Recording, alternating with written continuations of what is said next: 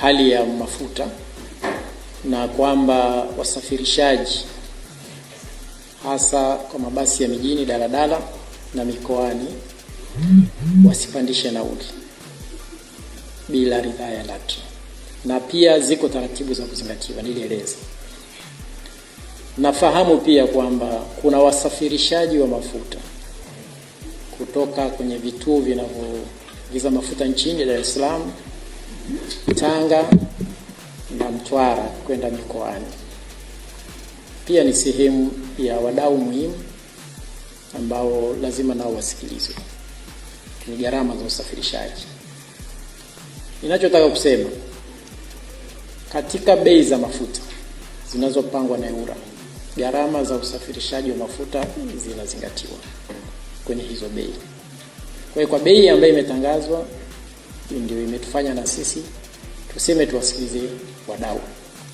Kwa sababu gani? Inawezekana mwezi ujao bei hizo zikawa juu zaidi ya zilizotangazwa mwezi huu, kwa hali ya vita vinavyoendelea kati ya Marekani, Irani na Israeli. Hiyo ikiwa ni sababu kubwa. Ninachotaka kusema na Watanzania wafahamu, sisi tuna kikokotoo ambacho tulikitumia kupanga bei ya mafuta, bei ya nauli za mabasi ya kwenda mikoani na mijini.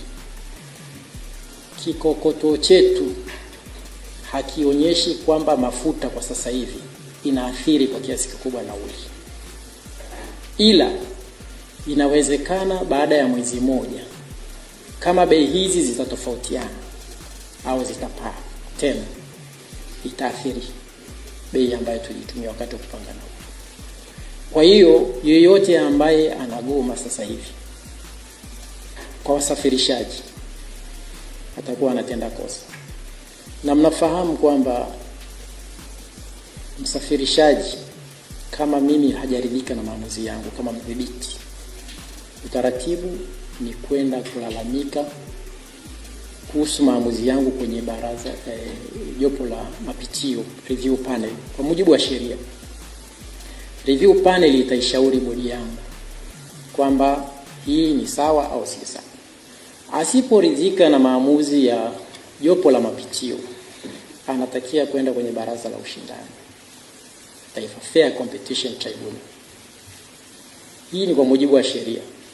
Kule kwenye Fair Competition Tribunal kule tunakwenda kama ni kwenye apili, kwenye rufaa, ambapo mimi nitapeleka kikokotoni hicho kitumia kupanga bei ya nauli ya sasa hivi ya mabasi.